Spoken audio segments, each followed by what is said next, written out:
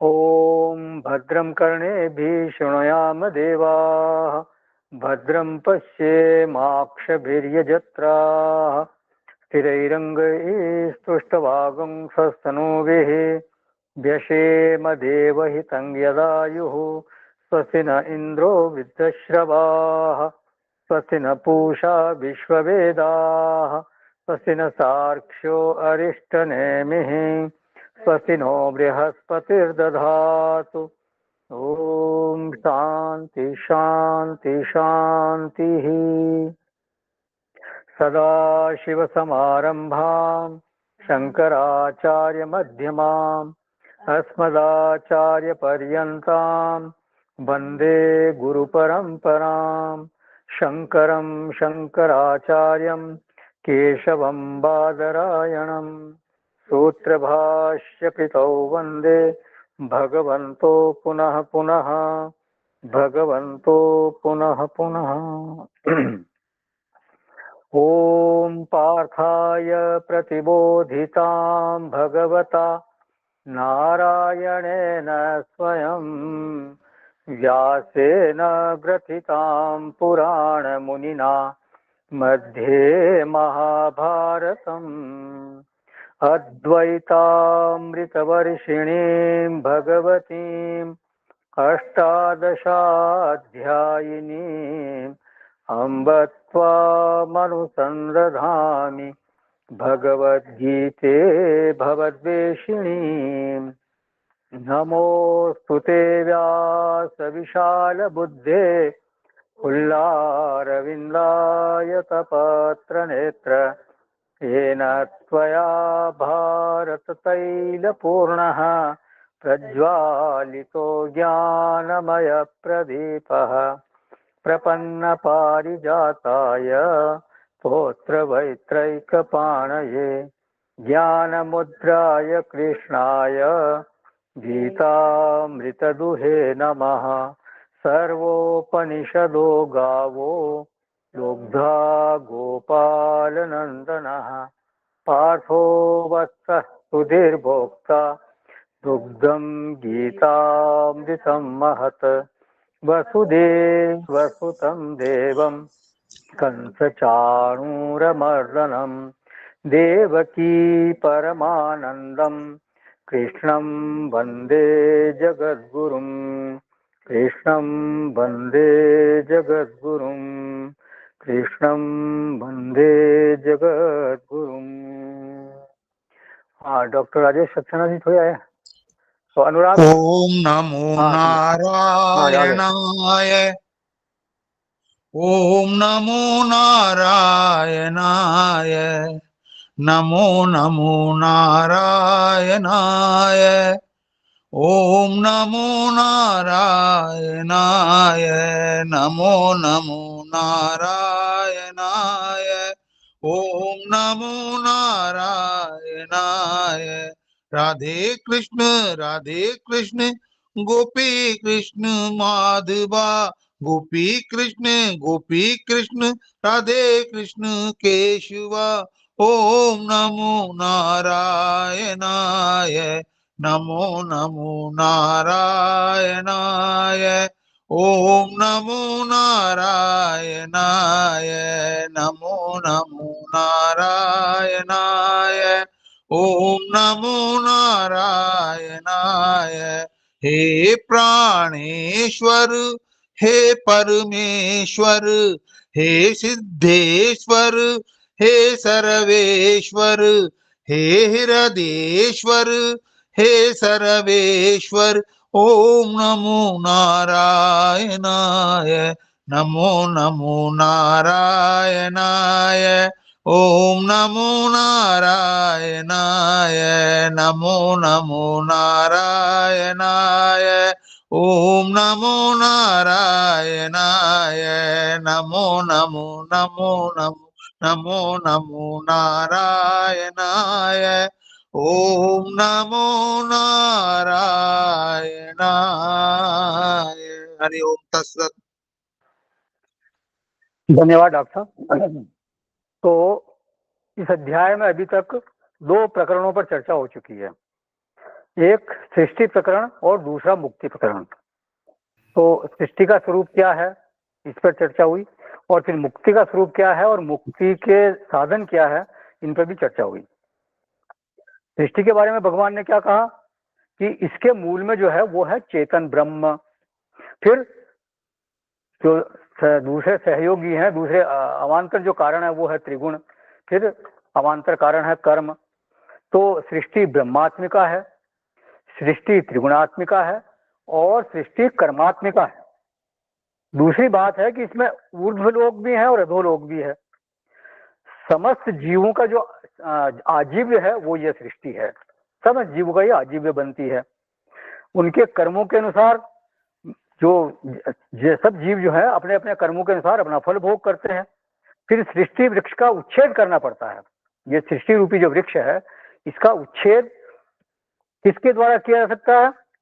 तो वो स्वयं नहीं करता, बल्कि इसको काटना पड़ता है। किस साधन से काटना पड़ता है? बोले असंगता रूपी शस्त्र से इसको काटा जा सकता है। तो सृष्टि का स्वरूप जो है वो गीता जी के अनुसार क्या है, इसका भगवान ने संक्षेप में निरूपण कर दिया। फिर मुक्ति प्रकरण है, उसमें भगवान ने कहा कि मुक्ति उस पद में प्रतिष्ठित होने का नाम है जहां से जीव पुनः लौटकर नहीं आता, माने उसकी आगति नहीं होती, उसका संसरण नहीं होता। यस्मिन गता न निवर्तन्ति भूयः, या फिर बोला आगे यद गत्वा न निवर्तन्ते।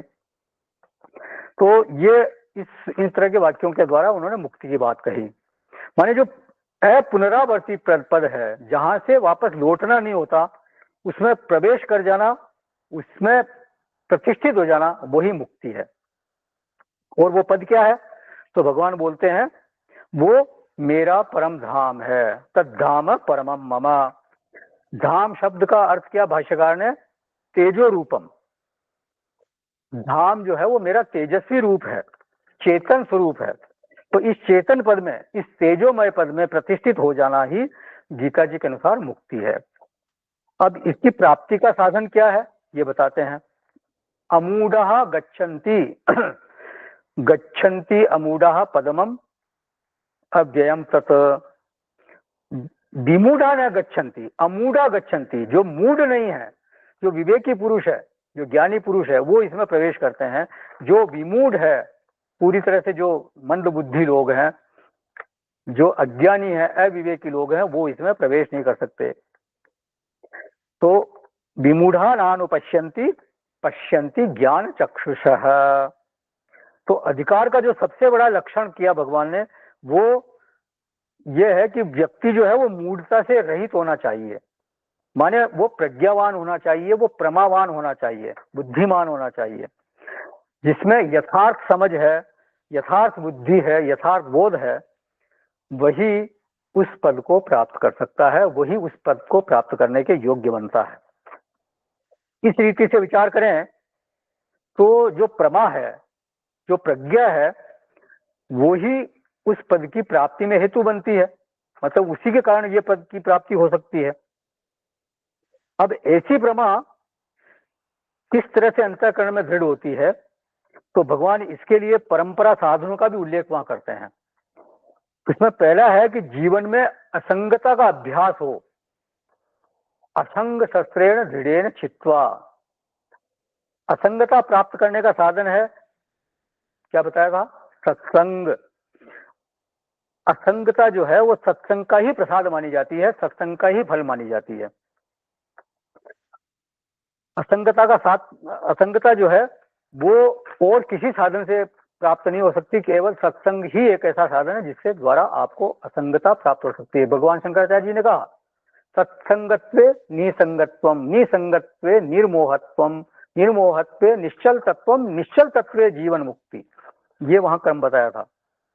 गोस्वामी जी ने भी नवधा भक्ति में जो पहली भक्ति बताई थी वो है प्रथम भगति संकन कर संगा, दूसरी रति मम कथा प्रसंगा।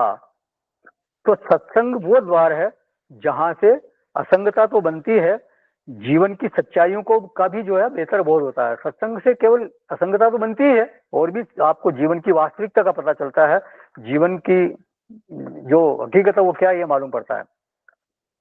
जीवन में जो वर्ण की शुद्धि होती है वो सत्संग से ही होती है। वर्ण मतलब मेरे को भगवान के रास्ते पे ही चलना है, मेरे को परमात्मा की प्राप्ति ही करनी है, बस ये वर्ण हो जाए तो बस ये वर्ण जो है वो सत्संग के द्वारा ही हो सकता है।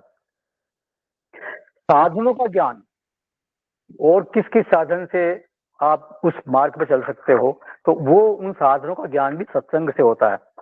माने लक्ष्य का ज्ञान, साधन का ज्ञान, उस लक्ष्य की तरफ चलने में आने वाली कठिनाइयों का ज्ञान, उनके समाधान का ज्ञान, ये सब आपको सत्संग के द्वारा ही प्राप्त होता है। तो पहली जो साधना है वो सत्संग ही है। तो असंग शस्त्रेण, इसकी प्राप्ति में प्रथम साधना सत्संग है। वही सत्संग बाद में गुरु संग में बदलता है। कोई गुरु की प्राप्ति होती है, अगर आपकी मुमुक्षा दृढ़ हो गई तो निश्चित रूप से कोई न कोई गुरु आपको प्राप्त होंगे। फिर प्रमाण व्यापार होता है, मतलब ये वो उपदेश करते हैं, आप श्रवण करते हैं। तो तीसरी भक्ति बताई गोस्वामी जी ने, गुरुपद पंकज सेवा तीसर भगति अमान। अच्छा, फिर दूसरी साधना है विनय। विनय आना चाहिए जीवन में। निर्माण मोहा जित संग दोषा अध्यात्म नित्या विनिवृत्त कामा। व्यक्ति निर्माण हो जाए, किसी प्रकार का वो व्यक्तित्व का उसको बोध न रहे, वो मतलब अपने भीतर किसी प्रकार का अभिमान न रहे कि मैं हूं कुछ, ये न रहे। फिर संग दोष को जिसने जीत लिया है, किसी प्रकार की उसमें आसक्तियां नहीं रहती है। अध्यात्म नित्या, सोते समय भी आदमी जांच करे कि मेरा जो दिन है वो आध्यात्मिक रहा या नहीं, बीच में मेरा वर्ण या मेरा लक्ष्य कुछ और तो नहीं हो गया। माने हमारा भोग जो है वो भी आध्यात्मिक होना चाहिए, हमारा कर्म भी आध्यात्मिक होना चाहिए। मतलब जो जैसा भोग मैं करूं जिससे कि मेरे को परमात्मा प्राप्ति के रास्ते में मेरे को सुगमता हो, ऐसा कर्म हो जो कि मेरे को परमात्मा प्राप्ति के रास्ते में मेरा सहयोग करे। ये नहीं कि आध्यात्मिक व्यक्ति भोग नहीं करता, वो भोग करता है लेकिन केवल जीवन निर्वाह के लिए भोग करता है, और या फिर कभी कभी भोग से उपरत होने के लिए भी भोग करता है, भोगों को छोड़ने के लिए भोग करता है। वो भोग इसलिए करता है ताकि भोगों का जो खोखलापन है, भोगों की जो अनित्यता है वो उसको ज्ञात हो जाए। और वो कुछ करता नहीं, सो बात भी नहीं है, वो खूब कर्म करता है, लेकिन करता कैसे है? भक्त बन करके, भगवान का किंकर बन करके भक्त वो कर्म करता है, आध्यात्मिक होकर के कर्म करता है। वो हर सांस लेता है तो भी आध्यात्मिक होकर ही लेता है, भक्त होकर के लेता है। इसीलिए भगवान बोलते हैं अध्यात्म नित्याः। फिर द्वंद्वों को संभाले, वो द्वंद्वैर विमुक्ताः सुख दुख संगैः। वो इतना गंभीर हो जाए कि उसके हृदय पे कोई पहाड़ भी टूट पड़े, किसी तरह का मुसीबतों का पहाड़ भी टूट पड़े, तो भी उसके चित्त में इस तरह किसी तरह की विचलन ना हो, किसी तरह की लहरें ना उठे। जैसे गुरुदेव ने कहा था एक बार कि मतलब he must be so powerful, he must be so decent, इस तरह से हो जाए, वो कितना गंभीर हो जाए कि उसके भीतर किसी भी बाहरी परिस्थिति का कोई प्रभाव ना पड़े, बड़ी से बड़ी घटना घट जाए लेकिन साथ वाले को भी पता ना चले कि इतनी बड़ी घटना घट गई है। भगवान राम के लिए वाल्मीकि रामायण में लिखा, वाल्मीकि जी ने, समुद्र गांभीर्यम धैर्यण हिमवानिव। वो उनकी जो गंभीरता है वो समुद्र की तरह है, बिल्कुल शांत एकदम, और हिमालय के जैसा धैर्य है उनमें। तो साधक का हृदय जो है वो इतना गहरा हो जाना चाहिए कि वो बिल्कुल बाहरी परिस्थिति से प्रभावित न हो। और अगर ऐसा हृदय नहीं भी है तो उसका प्रयास तो हम कर ही सकते हैं ऐसा बनने का। और वो ऐसा हृदय कैसे बनेगा? वो केवल होता है भक्ति से, भजन बढ़ाने से ये संभव है। अव्यथित होने का जो स्वभाव है, मतलब व्यथित नहीं होना, इसका का जो स्वभाव है वो तितिक्षा संपत्ति बढ़ाने से आपको प्राप्त होता है। तितिक्षा की संपत्ति अगर बढ़ाएंगे तो फिर जो मन में व्यथा होने का, छोटी छोटी बातों में व्यथित हो जाता है व्यक्ति, वो उसमें कमी आएगी, उसमें थोड़ा उसको राहत मिलेगी। और वास्तव में देखा जाए तो जो व्यवहार जो है वो व्यक्ति का, वो भी मैच्योरिटी देता है। संसार के साथ व्यवहार वो आपको मैच्योरिटी देता है, आपको परिपक्वता देता है। व्यक्ति काल्पनिक जीवन से बाहर निकलता है, बाहर किस तरह से व्यवहार करना है, जब वो इस बारे में विचार करता है तो निश्चित रूप से उसके विचारों में परिवर्तन आता है। वो वो बाहर की दुनिया की जब थपेड़े खाता है तो उसको समझ में आता है कि किस तरह से मुझे रहना है। तो बाहर की परिस्थितियों से वो फिर लड़ना सीखता है और उससे उसका प्रभाव बाहर की परिस्थितियों का उसके चित्त पर कम पड़ता है। व्यवहार विमुख कोई व्यक्ति है जो बाहर संसार से व्यवहार बहुत कम करता है, वो एक तरह से छुई मुई के जैसे रहता है। कर्म क्षेत्र में उतरा हुआ आदमी फिर मजबूत बनता है। तो एक तरह से देखा जाए तो व्यवहार बहुत विचित्र चीज है, कोई सीख करके व्यवहार में नहीं उतरता। ये तो ऐसे ही है जैसे कोई कहे कि मैं पहले मैं तैरना सीखूंगा फिर मैं पानी में उतरूंगा, तो ऐसा नहीं होता। आपको तैरना सीखना तो पानी में कूदना ही पड़ेगा। तो आदमी व्यवहार में उतरता है, थपेड़े खाता है, फिर वो सीखता है। तो कर्म भी जो है वो द्वंद्व में संतुलन आपको सिखाता है, कैसे संतुलित रहना। शिक्षा भी आपको इसमें द्वंद्वों में संतुलित रहना सिखाती है। भगवान ने तो आरंभ में कहा दूसरे अध्याय में, तान शिक्षा स्व भारत, ये जो मात्रा स्पर्शास्त्र कौन थे, ये शीतोष्ण सुख दुखदाह आगमा पायनो नित्या, ये तो आने जाने वाले अनित्य हैं। शीतोष्ण मतलब ये सुख दुख आदि के जो द्वंद्व है ये अनित्य है, ये आएंगे जाएंगे, तुम्हारे को तो इनको सहन करना चाहिए। तो भक्ति जो है वो संतुलन देती है। फिर समाधि का अभ्यास करे कोई तो उससे भी संतुलन आता है। अगर व्यक्ति उत्थित चित्त वाला है, एकदम बहुत असमाहित चित्त वाला है, तो थोड़ा सा भी निमित्त कोई प्राप्त हो जाए उसको, थोड़ा सा भी कोई विपरीत परिस्थिति आ जाए तो वो बहुत ज्यादा प्रभावित हो जाता है। लेकिन जो तितिक्षु है, जो भक्त है, जो समाधिशील है, भजनानंदी है, उस पर प्रभाव बहुत कम होगा या नहीं होगा। कह रहा है शौर्य दरिया से समंदर का सुकून, दरिया मतलब नदी है, जब उछलती है ना नदी। कह रहा है शौर्य दरिया से समंदर का सुकून, जिसमें जितना ज़र्फ है वो उतना ही खामोश है, जो जितना गंभीर है, जो जितना गहरा है वो उतना खामोश है। तो अब आगे जो है वो है जीव का प्रकरण। वास्तव में जीव प्रकरण जो है वो मुक्ति का ही प्रकरण है। जीव प्रकरण जो है वो मुक्ति को समझाने के लिए भगवान जीव प्रकरण को आरंभ करते हैं, जीव को समझाने के लिए नहीं। वास्तव में मुक्ति क्या है इसको समझाने के लिए जीव प्रकरण यहाँ शुरू किया। क्योंकि प्रश्न क्या उठा था कि यद्गत्वा, आप कहते हो यद्गत्वा न निवर्तन्ते अथवा यस्मिन् गता न निवर्तन्ति भूयः, तो सर्वाही गति आगत्यंता, जितनी भी गतियां हैं वो सबकी सब आगति में समाप्त होती है। मतलब कोई गया हुआ है व्यक्ति तो उसको वापस आना पड़ता है।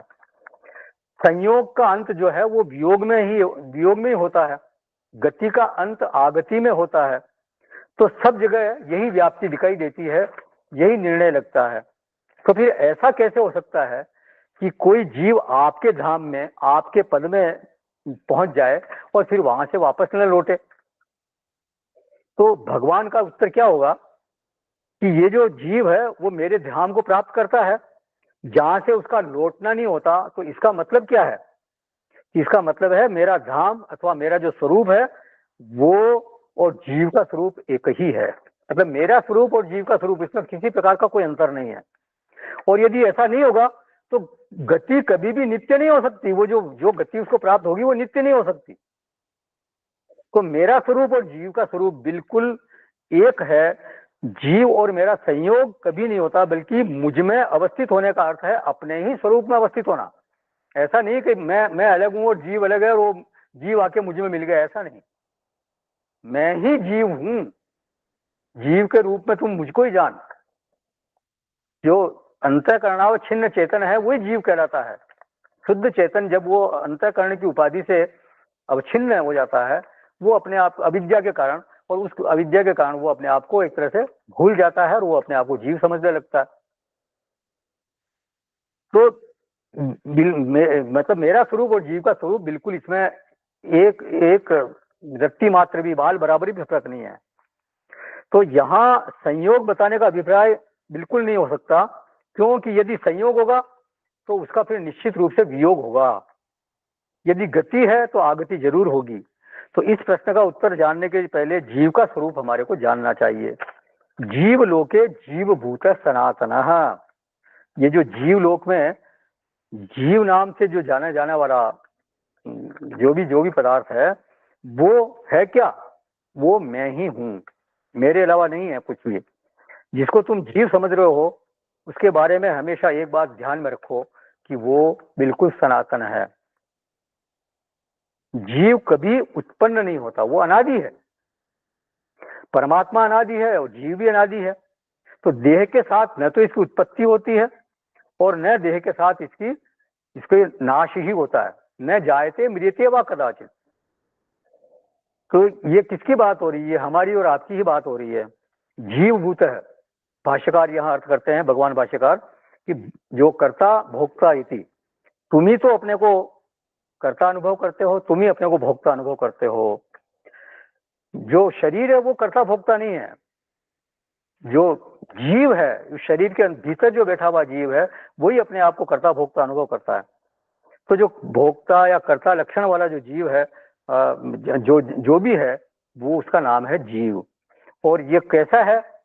सनातन, बिल्कुल कभी उसका जन्म नहीं हुआ और कभी वो मरता भी नहीं है। और ये बिल्कुल सनातन है, शाश्वत है। मतलब इसका कभी न पैदा होता है न ये इसका नाश होता है। और फिर इसका मसाला क्या है? ये पंचभूत या किसी पदार्थ से बना हुआ नहीं है, त्रिगुण से बना हुआ नहीं है, ये चित धातु से बना हुआ है, चिन्मय तत्व है। क्यों? क्योंकि परमात्मा का अंश है, मेरा अंश है। मम एव अंश है, मम ही अंश बोला ना भगवान ने। तो ये परिचय है उस जीव का। अंश है का भाष्य भगवान भाष्यकार ने पहला अर्थ किया, भाग अवयव एक देश इति अनर्थांतरम। बोले जो अंश है उसका अर्थ है अंग, भाग या एक देश, इसको कुछ भी कह सकते हो आप। तो तीनों का एक ही अभिप्राय है। अनर्थांतरम माने अनर्थ नहीं हुआ, यहाँ पे किसी प्रकार का अनर्थ नहीं हुआ। ये नहीं कि चेतन से चेतनांतर हो गया या ब्रह्म से ब्रह्मांतर हो गया, ऐसा नहीं। ईश्वर से ईश्वरांतर हो गया, ऐसा भी नहीं। यह नहीं कहना कि मतलब ब्रह्म से ब्रह्मांतर होकर वो जीव बन गया। अगर ईश्वर से जीव पैदा हुआ होता तो फिर वो क्या कहलाता? अर्थांतरम। लेकिन वहां कोई अर्थांतर नहीं हुआ है। अगर सिंधु नमकीन है, मतलब समुद्र नमकीन है, तो बिंदु भी नमकीन है, उसकी बूंद भी नमकीन ही होगी। उसमें कोई इसी प्रकार का कोई लक्षण भेद नहीं हो सकता। तो लक्षण की एकता बताने के लिए ये शब्द दिया भाष्यकार ने, अनर्थांतरम। फिर यहाँ दो दृष्टांत देते हैं भगवान भाष्यकार। एक देते हैं प्रतिबिंबवाद का और दूसरा अवच्छेदवाद का। ये वेदांत में बहुत प्रसिद्ध वाद है। ये कुछ जो थोड़ा बहुत अध्ययन करते हैं इस मार्ग में, वो जो आगे बढ़े उनको मालूम है अवच्छेदवाद और प्रतिबिंबवाद। तो पहला जो है वो है प्रतिबिंबवाद का दृष्टांत है। यथा जल सूर्य का सूर्यांश है जल निमित्त अपाये सूर्यम एव गत्वा न निवर्तते, तथा अयम अपि अंशः तेन एव आत्मना संगच्छति एवं एव। बोले जैसे जल में प्रतीत होने वाला सूर्य का अंश माने प्रतिबिंब, जल का नाश होने पर सूर्य को ही प्राप्त हो जाता है और वहां से वापस नहीं लौटता, वैसे ही उस परमात्मा का ये अंश जो है जीव, उस परमात्मा से ही एक रूप हो जाता है, उससे संयुक्त हो जाता है, वापस से नहीं लौटता। जैसे नीचे 100 घड़े 1000 घड़े रखे हैं, सब में पानी भरा हुआ है, तो सूर्य तो एक है ऊपर चमक रहा है और सब घड़ों में, सब बर्तनों में वो सूर्य का प्रतिबिंब पड़ता है वहां पे। लेकिन अगर वो जल समाप्त हो जाए या जल सूख जाए तो क्या होगा? वो प्रतिबिंब कहाँ गया? वो सूर्य से एक हो गया, वो कहीं गया थोड़ी, वो तो बस एक भ्रांति हो रही थी। तो इस तरह से ये प्रतिबिंबवाद की बात है। तो ये प्रतिबिंबित चेतन की बात है। ध्यान रखें, प्रतिबिंब जो है वो बिंब से अनन्य है, बिंब से अलग नहीं है, बिंब ही है। प्रतिबिंब वास्तव में बिंब दर्शन ही है। केवल उसमें दोष क्या है कि वो वहां दिखाई दे रहा है जहां की वो नहीं है। माने अगर मेरा मुख मैं दर्पण में देखता हूं तो मैं अपने मुख को ही देख रहा हूं, किसी और चीज को नहीं देख रहा हूँ। आप दर्पण के सामने खड़े होते तो किसी और का मुख थोड़ी देखते हो, अपना ही तो मुख देखते हो। तो लेकिन वो जो दिख रहा है वो वहां दिख रहा है जहां की वास्तव में वो नहीं है, बस इतना सा फर्क है। जैसे मैं अपने हाथ को देखता हूँ तो क्या हुआ, इसका इसका प्रोसीजर क्या है देखने का, कि सूर्य की रश्मियां इस पर पड़ रही है, सूर्य की किरणें इस पर पड़ रही है, सूर्य का प्रकाश पड़ रहा है इस हाथ पे, और यहाँ से परावर्तित होकर के मेरी आंखों में आ रहा है। तो मेरी आंख क्या देख रही है, उस प्रकाश को देख रही है जो कि हस्ताकार होकर मेरी आंखों में आ रहा है। ठीक है, मेरे रेटिना पर आ रहा है ना वो हस्ताकार प्रकाश, उससे मेरे को अनुभव होता है कि मेरा हाथ है। तो मैं क्या देख रहा हूँ, हस्ताकार प्रकाश को देख रहा हूँ। तो ये जो हस्ताकार प्रकाश को देखकर हमने कहा कि ये यथार्थ दर्शन है। अच्छा, अब बीच में आ गया दर्पण, हमने दर्पण के सामने हाथ किया। अब हस्ताकार प्रकाश जो है वो दर्पण पर गया, दर्पण से फिर परावर्तित होकर हमारे रेटिना पर आया, हमारी आंखों में आया। तो अभी मैं क्या देख रहा हूं, हस्ताकार प्रकाश को ही देख रहा हूं, लेकिन यहां न देख करके मैं दर्पण में देख रहा हूं। ये थोड़ा फर्क हो गया। अभी तो मैं इस बात को यही देख रहा हूं, अगर सामने दर्पण है फिर मैं दर्पण की तरफ नजर करूंगा तो वो हाथ मेरे को दर्पण में दिखाई देगा। तो जो परत्र अवभास है, दूसरी जगह जो अभास है, जो उसमें परत्रता है, वो मिथ्या है। दर्शन मिथ्या नहीं है, दर्शन तो हाथ का ही हो रहा है, लेकिन वो उस जगह पर हो रहा है जहां पर वास्तव में वो हाथ नहीं है। तो इस बात को हमारे को समझना है। यहां जो दिख रहा है वो यथार्थ दर्शन है, क्योंकि ये वहां दिख रहा है जहां की ये है, ये हाथ यहाँ है और यही दिख रहा है, ये यथार्थ दर्शन है। और दर्पण में दिखना इसलिए अयथार्थ दर्शन है क्योंकि वो वहां दिख रहा है जहां वो नहीं है। लेकिन वो दिख रहा है क्या, हाथ ही दिख रहा है, हाथ के अलावा थोड़ी कुछ दिख रहा है। तो बुद्धिस्थ जो चेतन है, बुद्धि में जो चेतन है वो चेतन का ही दर्शन है, ये कोई अलग दर्शन नहीं है। बुद्धिस्थ चेतन चेतन का ही दर्शन है, लेकिन वहां है, उसका दर्शन वहां हो रहा है जहां की वो नहीं है। बस ये समझने वाली बात। वो सर्वाधिष्ठान है, सबका आधार वही है, और आपको अनुभव क्या हो रहा है कि वो बुद्धि में है। तो यहाँ ये थोड़ी सी गड़बड़ वाली बात हो गई। प्रतिबिंबवाद में ये थोड़ी है कि आत्मा का नाश हो गया। आत्मनाश नहीं होता कि अरे मैं प्रतिबिंब हो गया, मैं मतलब एक से मेरा स्वरूप चेंज हो गया, ऐसा नहीं है। देखिए, दुनिया चाहे इधर की उधर हो जाए, अपना निषेध कोई कर नहीं सकता। मैं नहीं हूं ये ऐसा अनुभव कोई ये नहीं कर सकता कि मैं नहीं हूं। ये हमारा अनुभव कभी नहीं हो सकता कि मैं ये कह दूं कि मैं नहीं हूं। तो ये तो निश्चित है वो चेतन ही है, लेकिन बुद्धिस्ट चेतन आपको वहां दिख रहा है जहां वास्तव में वो नहीं है। तो ये तो हो गया प्रतिबिंबवाद। फिर दूसरा बोलते हैं भाष्यकार, यथावा घटादि उपाधि परिच्छिन्न घटादि आकाश आकाशांश सन घटादि निमित्त अपाये आकाशम प्राप्य न निवर्तते इति एवं अत उपपन्नम उक्तम यद गत्वा न निवर्तते इति। बोले अथवा जैसे घट आदि उपाधि से परिच्छिन्न घटादि का आकाश है, मतलब एक घट रखा हुआ है बाहर आपने कहीं मैदान में, तो फिर आप क्या बोलोगे उस घट के उस घट में भी तो आकाश, आकाश तो सर्वत्र है, तो उस घट में भी है, तो उसको आपने नाम दे दिया घटाकाश है। इस घट के भीतर जो आकाश है वो घटाकाश है। तो जैसे वो आकाश का ही अंश है, और वो घट आदि निमित्त के नाश होने पर आकाश को ही प्राप्त होकर के फिर वापस नहीं लौटता। घट फूट गया तो क्या हुआ, वो जो घटाकाश वो कहाँ गया, वो आकाश ही था, उसे आकाश से कोई भिन्न थोड़ी था।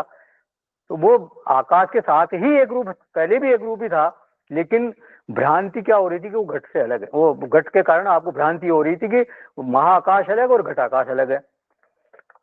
तो जिस तरह से घट की उपाधि का नाश होने से वो घटाकाश जो हो एक आकाश के साथ ही एकता को प्राप्त होकर के वापस से नहीं लौटता, वैसे ही उस परमात्मा का जो अंश है उस परमात्मा के साथ संयुक्त हो जाता है, वो फिर से लौटता नहीं। वो जीव है, वो परमात्मा का ही अंश है, परमात्मा ही है, और वो बस ये है कि अविद्या के कारण वो अपने आप को भूल गया, अपने आप का उसको अनुभव नहीं हो रहा। जैसे उसको अनुभव हो गया, अरे मैं तो परमात्मा स्वरूप ही हूँ, चेतन शुद्ध चैतन्य स्वरूप हूँ, ये अनुभव होते ही वो फिर वहां लौटना क्या, फिर तो कोई लौटना है ही नहीं, इसलिए वहां जाकर के लौटते नहीं है, ये कहना बिल्कुल उचित।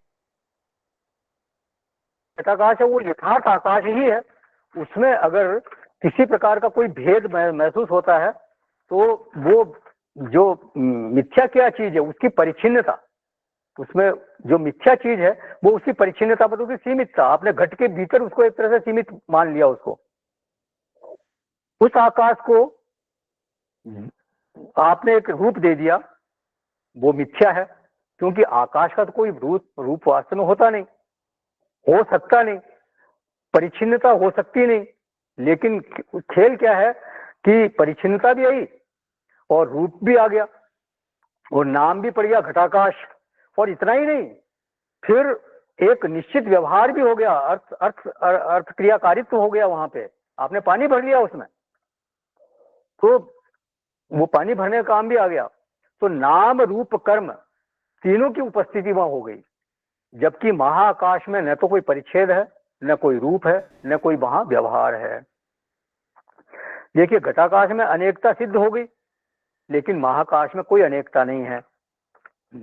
कई घड़े अगर रखे हैं, 1000 घड़े रखे हैं माने, तो अनेकता होगी ना, तो घटाकाश में अनेकता हो सकती है, महाकाश में कोई अनेकता नहीं है। फिर जो घटाकाश में व्यवहार हो सकता है, महाकाश में कोई व्यवहार नहीं है। तो ये इतना विलक्षण्य है घटाकाश और महाकाश में, वो अनेक है, ये एक है। घटाकाश परिच्छिन्न है, महाकाश परिच्छिन्न है, उसका नाम घटाकाश रख दो आप, कुल्लड़ाकाश रख दो, हाँ ये क्या नाम मठाकाश रख दो, कुछ भी हो सकता है, जिस तरह का बर्तन उस तरह का उसका नाम हो सकता है, लेकिन महाकाश का कोई नाम है नहीं। तो नाम भेद हो सकता है, रूप भेद हो सकता है, लेकिन जो महाकाश है इसमें किसी प्रकार का कोई नाम नहीं है, आकाश आकाश है, महाआकाश है, बस ये। लेकिन इतनी विलक्षणता के बावजूद भी घटाकाश क्या है, वो महाकाश ही है, वहां कोई वास्तव में भेद थोड़ी हुआ है। तो जब हम कहते हैं घटाकाश मिथ्या है, तो इसका अर्थ है उसका नाम रूप मिथ्या है, उसका जो कर्म है, अर्थ क्रियाकारित्व वहां हो रहा है, जो व्यवहार हो रहा है वो मिथ्या है, उसमें परिच्छेद मिथ्या है, उसमें जो गति का आभास है, मतलब एक घट को आप उठाकर दूसरी जगह ले गए तो आपको लगा कि ये घटाकाश यहाँ था पहले, वो वहां चला गया, तो ये गति का जो आभास हो रहा है वो मिथ्या है, वो गति मिथ्या है। तो ठीक इसी तरह से अंतःकरणावच्छिन्न जो चेतन है, बुद्धि में अवच्छिन्न जो चेतन है, वो चेतन सबकी बुद्धि में अलग अलग सबकी बुद्धि अलग अलग होने से अलग अलग भासता है। घटाकाशवत, जैसे घटाकाश अलग अलग भासता है, उसी तरह से सबकी बुद्धियां अलग अलग होने से वो जो अब उससे अवच्छिन्न चेतन है वो हमारे को लगता है कि सब में अलग अलग है। और उस बुद्धि में स्वभाव भेद से अविच्छिन्न चेतन में भी स्वभाव भेद का आरोप हो गया, व्यवहार भेद का आरोप हो गया, सबका व्यवहार अलग अलग है इसलिए व्यवहार भेद का आरोप हो गया, शुद्धि अशुद्धि का आरोप हो गया, किसी का अंतःकरण शुद्ध है, किसी का अंतःकरण मलिन है, उसी हिसाब से उसमें भेद महसूस होने लग गया। तो ये सारे आरोप वहां हो गए चेतन में। तो ये है अवच्छेदवाद की प्रक्रिया। भाष्यकार यहाँ दोनों दृष्टांत देते हैं, लेकिन प्रतिपाद्य क्या है, केवल एक ही कि कत्वा न निवर्तन्ते। किसी का ऑडियो ऑन हो रहा था, हरि नारायण जी, हाँ आपका ऑडियो ऑफ कर दीजिए प्लीज। हाँ नमस्कार। हाँ जिया साहब आपका ऑडियो ऑफ करिए। हाँ तो प्रतिपाद्य एक ही है, गत्वा न निवर्तन्ते, चाहे वो आप प्रतिबिंबवाद का दृष्टांत ले लें, चाहे अवच्छेदवाद का दृष्टांत ले लें, प्रतिपाद्य यही है, गत्वा न निवर्तन्ते। फिर एक और प्रश्न उठाते हैं यहाँ पर, ननु निर्वयवस्य परमात्मनः कुतः अवयव एक देश अंश इति सावयत्वे च विनाश प्रसंगः अवयव विभागात्। बोले अवयव रहित परमात्मा का अवयव एक देश अथवा अंश कैसे हो सकता है? परमात्मा तो अवयव रहित है, फिर उसका अंश कैसे हो सकता है, या वो एक देशीय कैसे हो सकता है? और यदि उसे अवयव युक्त मान लिया जाए तो परमात्मा के नाश का प्रसंग आ जाएगा, क्योंकि कोई भी अवयव वाली चीज है वो उसका नाश निश्चित है। जैसे हम जानते हैं कि कोई चीज कण कण को मिलाकर बनती है तो उसका नाश हो जाता है। जैसे जो घट है, घड़ा है, वो कण कण को मिट्टी के कण कण के को मिलाकर बना हुआ है, तो वो क्या है, वो सावयव वस्तु है, अंग वाली वस्तु है। और कण कण के बिखरने से फिर वो टूट भी जाता है। जैसे वो टूटा तो सारे सारे कण कण बिखर गए और वो वापस क्या हो गया, मिट्टी हो गई। तो अवयव ही समाप्त हो गया, मतलब जो सावयव वस्तु है वो समाप्त हो जाती है। इसी व्याप्ति को अगर शरीर पर लगाए, हमारी शरीर पर लगाए, इसी निर्णय को शरीर पर लगाए तो क्या हुआ। जिया साहब आपने अपना ऑडियो बंद नहीं किया, हरिनारायण जी साहब। हाँ करता हूँ साहब, करता हूँ यार ये डिस्टर्बेंस हो रहा है एकदम। हाँ करता हूँ साहब। हाँ थैंक यू। तो जैसा हमारा शरीर है, ये भी क्या कण कण से जुड़ के बना है ना, पंचमहाभूतों के कण कण से बना है। तो हम सब देखते हैं कि हमारा शरीर भी नष्ट होता है, आए दिन हम देखते हैं सबका शरीर नष्ट होता है, हमारा भी होगा। इसी व्याप्ति के बल पर हमारी क्या प्रमा बनेगी कि जो चूंकि ये पृथ्वी है, पूरी पृथ्वी है, ये भी कणों का समूह है, कण कण से ही मिलकर बनी है, ये भी सावयव है, इसलिए इसका टूटना भी निश्चित है। ये चाहे काल कितना लगे, चाहे वो करोड़ों साल लगे, अरबों साल लगे, लेकिन इसका टूटना निश्चित है, एक दिन ये समाप्त होगी। उसी तरह से जितने ग्रह उपग्रह हैं वो सब टूटेंगे एक दिन। फिर दूसरा महाभूत लो आप, जल लीजिए, वो भी इसी तरह से कण कण से बना है, बिंदु बिंदु बूंद बूंद से बना है, वो भी समाप्त होगा। जो अग्नि है वो भी इसी तरह समाप्त होगी, वायु है वो भी इसी तरह समाप्त होगी, वो अवयव ही है। एक आकाश है वो भी समाप्त होगा, वो अवयव रहित है नो डाउट, लेकिन वो भी समाप्त होगा। आकाश अवयव वाला नहीं है, ये बात ठीक है, वो निर्वयव है, निरंश है, निसंग है। इसलिए नैयायिक जो है, न्याय दर्शन ने उस आकाश को नित्य माना है, लेकिन हमारे शास्त्रों ने कहा नहीं, इसका जन्म होता है, तथा आकाश संभूत है, आता है शास्त्रों में। तो जो चीज जिसका जन्म होता है, जो पैदा होती है, वो उसका नाश निश्चित है, वो एक दिन जरूर प्रलय को प्राप्त होगी, प्रलय होगा उसका। लेकिन ध्यान रखें, इसकी व्याप्ति प्रत्यक्ष में नहीं हो सकती, शास्त्र ही इसके लिए प्रमाण है कि आकाश भी लय होता है, इसके लिए केवल शास्त्र ही हमारे लिए प्रमाण है। बाकी तो हम आए दिन देखते हैं, जो सामने कणकण जो दिख रहा है वो समाप्त हो, जो कणकण से जो वस्तु बनी है वो समाप्त होगी, हम देखते हैं हमेशा। तो यदि आप कहो कि ईश्वर निर्वयव नहीं सावयव है, अगर ईश्वर सावयव आप मानते हो तभी तो उसका अंश हुआ ना भाई। आप कह रहे हो ना कि जीव मेरा अंश है, तो इसका मतलब ईश्वर सावयव है और जीव उसका अंश हुआ। तो सावयव होने से तो फिर क्या होगा, इस व्याप्ति के अनुसार तो फिर ईश्वर भी विनाशी हो जाएगा। तो उसको, ईश्वर को क्या मानना पड़ेगा, निर्वयव मानना ही पड़ेगा। और यदि निर्वयव है तो फिर अंश की सिद्धि कैसे होगी, उसके अंश की सिद्धि नहीं हो सकती। और अंश की सिद्धि नहीं हो सकती तो फिर भगवान कैसे बोल रहे हैं कि ममैवांशः। तो देखिए, विचार से तो ये सिद्ध हुआ कि परमात्मा में अंश नहीं हो सकता, लेकिन भगवान क्या कह रहे हैं कि जो ये जीव है ये मेरा अंश है। तो कौन सही है, कौन सा विचार सही है? क्या ये सावयव जो हमने विचार किया कि भाई सावयव वस्तु नष्ट होती है, वो विचार सही है, या भगवान का कथन सही है? तो बोले दोनों सही है। अंश की सिद्धि जो वहां भगवान जो बोल रहे हैं, वो अंश की सिद्धि जो है वो अविद्या से हुई है। क्या बोल रहे हैं, न एष दोष है, भगवान भाष्यकार बोलते हैं न एष दोष है अविद्याकृत उपाधि परिच्छिन्न एक देश अंश इव कल्पितो यतः। बोले ये जो जीव है, मानो कि ये परमात्मा का अंश है, वास्तव में अंश है, कोई अंश टूटकर अलग हो गया और जीव बन गया, ऐसा नहीं है। मानो कि ये परमात्मा का अंश है, ये अविद्याकृत उपाधि से परिच्छिन्न होने के कारण उसमें एक देश का या अंश का भाव बन रहा है, उसमें एक देशीयता की भ्रांति हो रही है, अंश की भ्रांति हो रही है। वो उपाधियां परमात्मा की नहीं है, वो उपाधियां अविद्याकृत है, अज्ञानकृत है। निरुपाधिक होने पर तो जीव चेतन मात्र है। निरुपाधिक अगर कोई चीज है तो फिर उसमें कोई किसी प्रकार का लेश मात्र भी कोई फर्क नहीं हो सकता, वो तो परमात्मा ही है। निरुपाधिक होने पर उसमें किसी भी प्रकार के परिच्छेद की न तो अनुभूति हो सकती है और न किसी प्रकार की वो सिद्धि हो सकती है।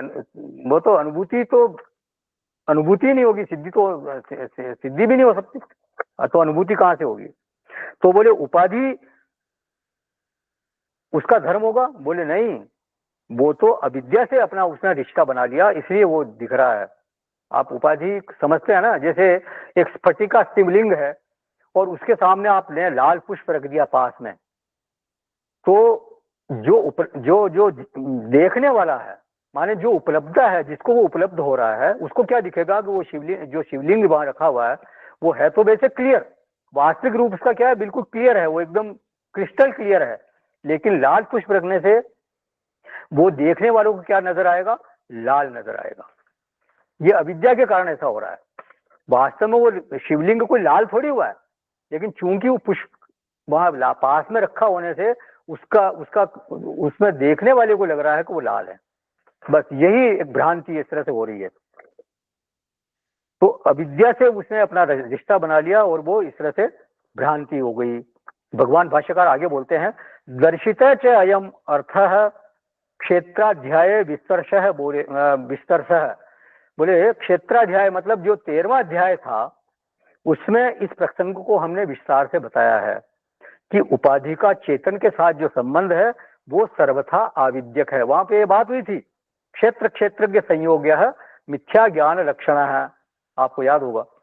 और ध्यान रखें, उपाधि सदा ज्ञेय है, वो जानी जाती है, जानने में आने वाली चीज है, और चेतन जो है वो सदा ज्ञाता है, वो जानने वाला है। इसलिए जो ज्ञेय है उसका ज्ञाता के साथ लगाना केवल अविद्या से ही संभव है।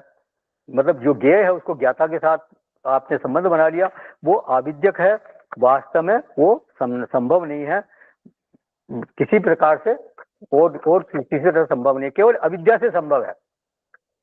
तो इसलिए जीव जब अपने निरुपाधिक स्वरूप को प्राप्त करता है, माने जान लेता है, निरुपाधिक स्वरूप को जान लेता है, तो न निवर्तनते, क्योंकि उसका किसी और के साथ न तो संयोग हुआ है और न कहीं और उसकी गति हुई है, वो तो वहीं का वहीं है।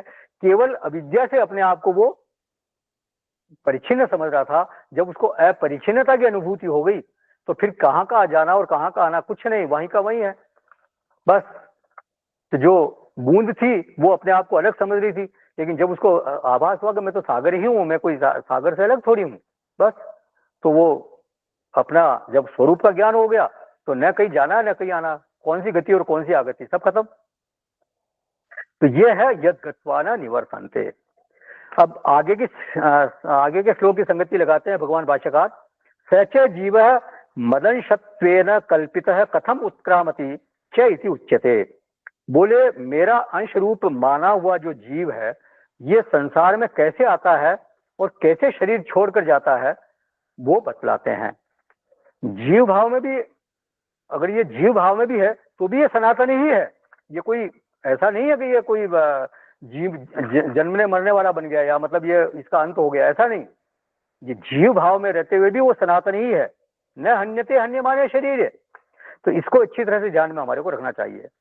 तो अब इसका संसरण कैसे होता है तो ये अब 8वें श्लोक में भगवान बताते हैं। किसी का कोई प्रश्न है अभी तक के चर्चा में, या कोई पूछना है किसी को, और या किसी को कुछ ऐड करना है इसमें? नहीं तो 8वें श्लोक में अपने प्रवेश करेंगे। ठीक है साहब, ये 15वें अध्याय का 8वां श्लोक है, 15th चैप्टर 8th श्लोक। शरीरम यदवाप्नोति यच्चाप्युत्क्रामतीश्वरः गृहीत्वैतानि संयाति वायुर्गंधानि वाशयात्।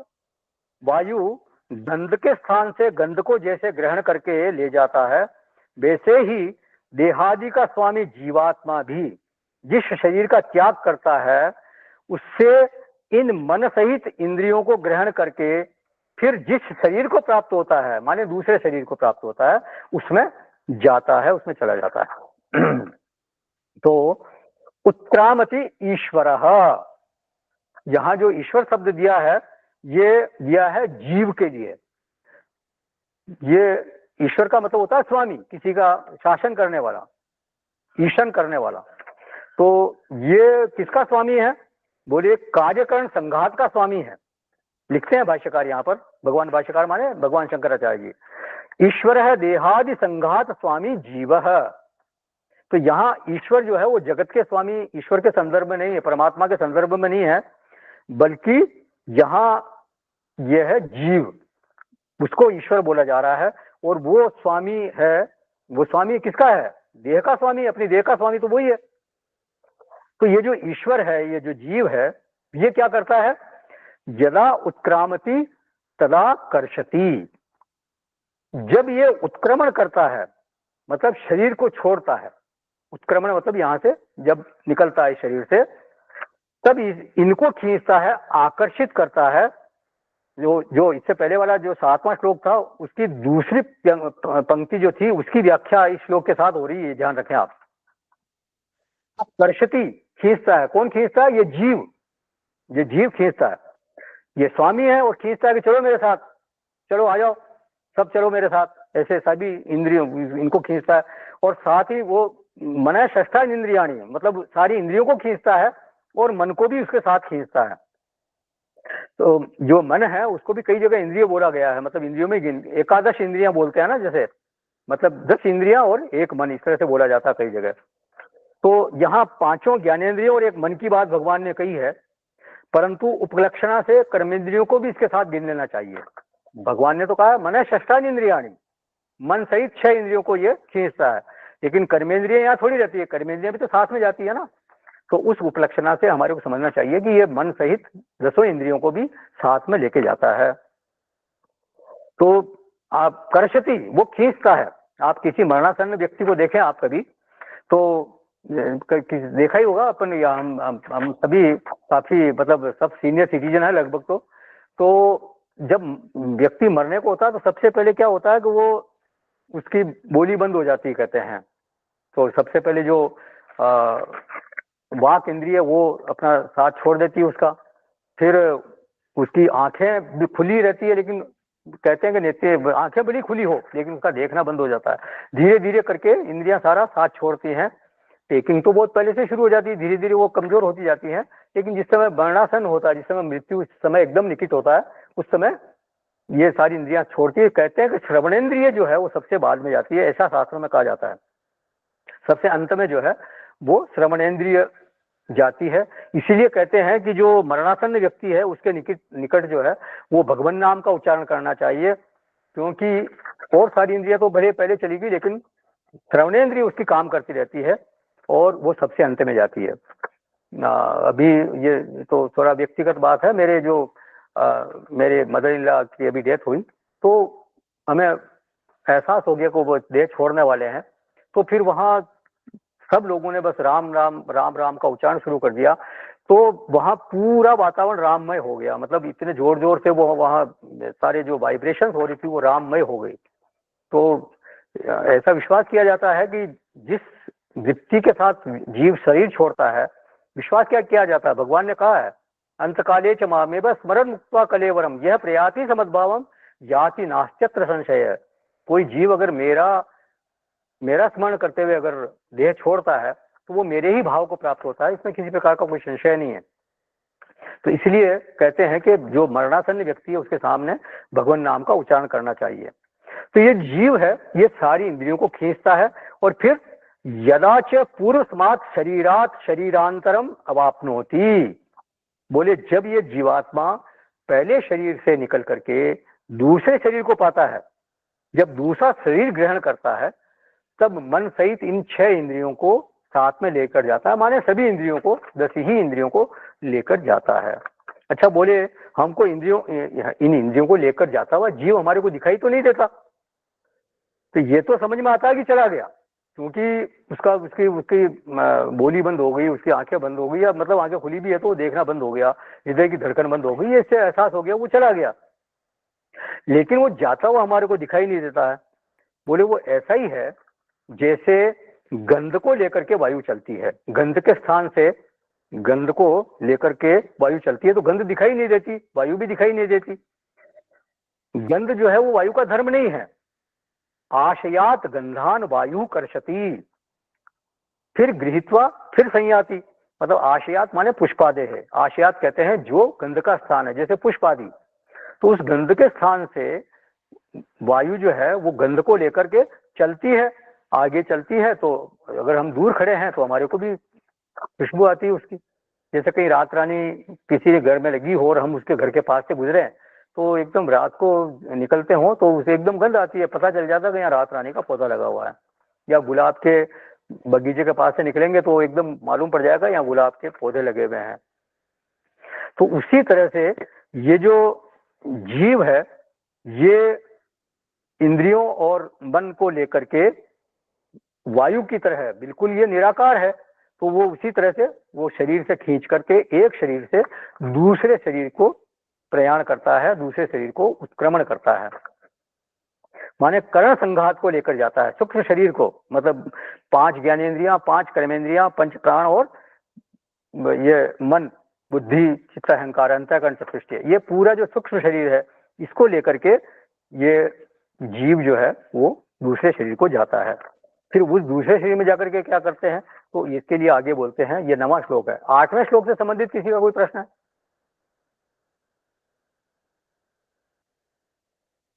या कुछ ऐड करना है इसमें? नहीं तो 9वें श्लोक में प्रवेश करेंगे। तो ये 9वां श्लोक है 15वें अध्याय का। बोलते हैं भगवान, श्रोत्रम चक्षुः स्पर्शनम च रसनम घ्राणमेव च अधिष्ठाय मनश्चायम विषयानुपसेवते। ये जीवात्मा श्रोत्र, चक्षु और त्वचा को तथा रसना, घ्राण और मन को आश्रय करके अर्थात इन सबके सहारे से ही विषयों का सेवन करता है।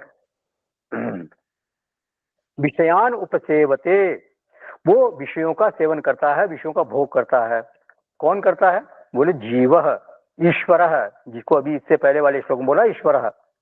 मम अंशः सनातन जीवभूत है, वो क्या है? वो कर्ता भोक्ता है। तो ये जब दूसरे शरीर में प्रवेश करता है तो अयम विषयान उपसेवते, माने ये जो जीव है वो वहां पर विषयों का सेवन करता है, विषयों का उपभोग करता है।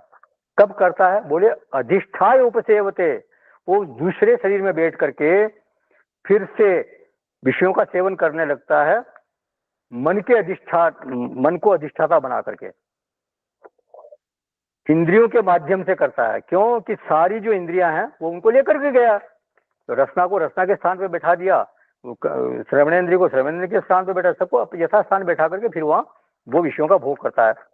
किस किस इंद्रियों को लेकर के गया है तो भगवान यहाँ नाम लेकर के बताते हैं। श्रोत्रम चक्षुः स्पर्शनम च रसनम घ्राणम एव च मनश्च, ये 6 हुए, 5 ज्ञानेंद्रियां और मन। इसके पहले वाले श्लोक में एतानी लिखा था और उससे पहले वाले श्लोक में लिखा था षष्ठान इंद्रियाणि। तो यहां इन 5 ज्ञानेंद्रियों का नाम ले लिया, श्रोत्र, चक्षु, रसना, स्पर्श और घ्राण इंद्रिय। और ये कहाँ थी? बोले पूर्व देह में थी, गोलकों में बैठी थी, प्रकृति स्थानी। 7वें श्लोक में कहा था ना प्रकृति स्थानी। तो उस प्रकृति स्थानी का भाष्यकार ने अर्थ किया यहाँ पर, स्वस्थाने कर्ण शशकुल्यादो प्रकृतो स्थितानी, माने अपने अपने गोलकों में जो इंद्रियां बैठी हुई थी, जैसे कर्णेंद्रिय हमारा ये बाहर जो दिख रहा है कान, ये तो गोलक है। इसके भीतर जो इंद्रिय वो हमारे को केवल हमारे को दिखती नहीं है, वो अनुभव में नहीं आती, वे केवल है बस वहां। जैसे ये बाहर जो आंख दिखती है ये गोलक है, इसके भीतर चक्षु इंद्रिय बैठी हुई है। ये बाहर जो ये नासिका दिख रही है ये गोलक है घ्राण इंद्रिय का। उसी तरह से ये अपने अपने गोलकों में बैठी हुई थी पहले वाले शरीर में, फिर ये नए शरीर में आकर उन्हीं यथास्थान वहां अपने अपने गोलकों में बैठ गई। तो जीव यदा उत्क्रामति तदा कर्षति, ये एक दूसरे से जुड़े हुए हैं। 6, 7, 8वें श्लोक जो है, 7वें, 8वें, 9वें श्लोक एक दूसरे से जुड़े हुए हैं। तो ये जब ये उनको खींचा वहां से पहले वाले शरीर से, तो फिर वहां दूसरे शरीर में चला गया। भाष्यकार कहते हैं श्लोकस्य द्वितीय पादः अर्थवशात प्रथमेन संबध्यते। 7वें श्लोक का जो द्वितीय पाद है उसका संबंध 8वें श्लोक के प्रथम पाद से है। तो ऐसा बोला जाएगा यहाँ पे, यदा उत्क्रामति ईश्वरः तदा एतानि मनः षष्ठानि इंद्रियाणि प्रकृति स्थानि कर्षति। जब ये ईश्वर माने ये जो जीव है ये इनको इंद्रियों को खींचता है, मन सहित 6 इंद्रियों को खींचता है, खींच कर ले जाता है कि वो इंद्रियां कहाँ थी? अपने अपने गोलकों में बैठी हुई थी, प्रकृतियों में स्थित होती है। प्रकृति मतलब वो गोलक, तो वो उनको आकर्षित करता है और फिर क्या करता है? यदा च अवाप्नोति तदा एतानि गृहीत्वा एव संयाति, उनको ग्रहण करके, उनको लेकर के फिर जाता है कहाँ? शरीरांतम, शरीरांतरम। ये भाष्यकार ने यहाँ अध्यार किया, इसको जोड़ा है, शरीरांतरम शब्द यहाँ जोड़ा है भाष्यकार ने। तो दूसरे शरीर में वो चला जाता है और वो ऐसे जाता है जैसे वायु गंध को लेकर के एक स्थान से दूसरे स्थान पर जाता है, गंध के स्थान से गंध को लेकर के एक स्थान से दूसरे स्थान को जाता है, गंधान इव आशयात। और फिर ये जीव जब दूसरे देह में जाता है तो फिर वहां पे क्या करता है? वापस वहीं सब इंद्रियों को अपने अपने स्थानों पे बैठा देता है और वापस वही शुरू, अगेन भोग शुरू। तो विषयान उपसेवते, वो विषयों का सेवन करता रहता है। तो कोई विशेष परिवर्तन हुआ नहीं, केवल देहांतर हुआ है, एक देह से दूसरी देह में गया बस। बाकी तो यहाँ भी वही इंद्रियां उसी तरह से अपना, उनके माध्यम से जीव भोग कर रहा था, सेवन कर रहा था विषयों का, अगले देह में भी उसी तरह से विषयों का वो सेवन करता है। तो अर्जुन, इस तरह से ये जीव जो महाराज जो है वो संसरण करते रहते हैं, एक जन्म से, एक शरीर से दूसरे शरीर में, दूसरे से तीसरे में। अरे अनंत जन्म हमारे हो चुके हैं और अनंत जन्म, अनंत कोटि जन्म हमारे हो जाए, इतने बीज हमारे भीतर पड़े हुए हैं, अनंत कोटि बीज भूतानाम सन, संचित कर्म पड़े हुए हैं इतने, जिससे कि हमारे अनंत कोटि जन्म हो जाएंगे आगे। तो ये फिर दूसरे शरीर में जाके ये शरीर बदलते बदलते भी क्या काम करते रहते हैं जीव महाराज? यही विषयों का सेवन करते हैं। ये तीन काम ये करता है, उत्क्रामति, अवाप्नोति, उपसेवते। तो इन तीनों कामों को हमारे को जानना है बस, और क्या। यही, और हम जानते ही हैं कि भाई देखते हैं आए दिन एक जीव यहाँ से गया दूसरे शरीर में कहीं चला गया और वहां फिर वो वापस विषयों का सेवन करते हैं, वही कार्यक्रम आगे चलता है। तो अनंत काल से चला रहा है ये संसरण, कंटिन्यूअस है। तो अब 10वां श्लोक आगे बोलते हैं भगवान। 9वें श्लोक से संबंधित किसी का कोई प्रश्न है या कुछ ऐड करना है? नहीं तो 10वें श्लोक में प्रवेश करेंगे हम। तो ये 10वां श्लोक है। उत्क्रामन्तं स्थितं वापि भुञ्जानं वा गुणान्वितं विमूढानानुपश्यन्ति पश्यन्ति ज्ञानचक्षुषः। शरीर को छोड़कर जाते हुए को, अथवा शरीर में स्थित हुए को, अथवा विषयों को भोगते हुए को, इस प्रकार तीनों गुणों से युक्त हुए को भी अज्ञानी जन नहीं जानते, केवल ज्ञान रूप नेत्रों वाले विवेकशील ज्ञानी ही तत्व से जानते हैं। उत्क्रामंतम मतलब उत्क्रमण करता है, एक शरीर से दूसरे शरीर को जाता है, इस शरीर को छोड़ता है दूसरे शरीर में प्रवेश करता है। फिर स्थितम, शरीर में जब वो स्थित हो जाता है और स्थित होकर के क्या करता है? भुंजानम, भोग करता है, विषयों का भोग करता है। और गुणान्वितम, गुणान्वितम का अर्थ क्या भाष्यकार ने? सुख दुख मोहाख्य ही गुण ही अन्वितम अनुगतम संयुक्तम इत्यर्थः। बोले सुख दुख मोहादि से युक्त हो जाता है, मतलब वहां कोई जो भी परिस्थिति आती है उसका अंतिम जो परिणाम होता है या तो सुख में होता है या दुख में होता है या मोह हो जाता है उसको। तो सुख दुख मोह इससे युक्त हो जाता है। गुणान्वितम माने पहले भी 13वें अध्याय में आपने देखा था, इच्छा द्वेष सुखम दुखम संघात चेतना अदिति ही, माने क्षेत्र और क्षेत्रज्ञ का जो व्यवहार है उसका परिणाम ये होता है सुख दुख मोहादि। फिर भगवान आगे बोलते हैं विमूढ़ा नानुपश्यन्ति, भाष्यकार लिखते हैं एनम अत्यंत दर्शन गोचर प्राप्तम विमूढ़ा दृष्टा दृष्ट विषय भोग बलाकृष्ट चेतस्तया अनेकदा मूढ़ा न अनुपश्यन्ति। बोले अत्यंत दर्शन गोचर होते हुए भी इस आत्मा को मूढ़ लोग, जो कि दृष्ट और अदृष्ट विषय भोगों की लालसा के बल से चित्त आकृष्ट हो जाने के कारण अनेक प्रकार से मोहित हो रहे हैं, मतलब जो वो भोगों में ही इतने रममाण है कि उनको और कुछ दिखाई नहीं देता, वो मोहित हो रहे हैं उनमें, वो इस आत्मा को नहीं देख पाते। तो देखता कौन है? बोले पश्यन्ति ज्ञान चक्षुषः। भाष्यकार लिखते हैं ये ते पुनः प्रमाण जनित ज्ञान चक्षुष ते एनम पश्यन्ति ज्ञान चक्षुषो विविक्त दृष्टि इत्यर्थ है। बोले जो प्रमाण जनित ज्ञान नेत्रों से युक्त है, जिसको स्वाध्याय के बल से, गुरु की कृपा के बल से वो ज्ञान दृष्टि प्राप्त हो गई है, अर्थात विवेक दृष्टि उसको प्राप्त हो गई है, वो इनको देख पाते हैं। विमूढ़ा नानुपश्यन्ति पश्यन्ति ज्ञान चक्षुषः। इस पर और आगे चर्चा करेंगे। किसी का कोई प्रश्न हो या कुछ इसमें ऐड करना हो तो करें, नहीं तो फिर समापन करेंगे। इसमें ये अग्रवाल साहब, एक शरीर से छोड़ने के बाद जब ये जीव दूसरे शरीर में जाता है तो उसमें कितना टाइम गैप होता है? कुछ पता नहीं। अच्छा, क्योंकि भगवान ने 6वें अध्याय में बोला है, प्राप्य पुण्य कृताम लोकान उषित्वा शाश्वती समाह शुचि नाम श्रीमताम गेहे योग भ्रष्टो भी जाए थे। कोई इस मार्ग में योग भ्रष्ट चल रहा, आपने पढ़ा ही होगा। तो वो क्या है कि वो अपने पुण्यों के बल पे, हो सकता है किसी उत्तम लोगों को जाकर वहां अपने पुण्यों के बल पे उन पुण्यों का भोग करे और उसके बाद दूसरा शरीर ग्रहण करे, क्योंकि उसके कर्म पूरी तरह से क्षय नहीं हुए और इस मार्ग पे चल रहा है।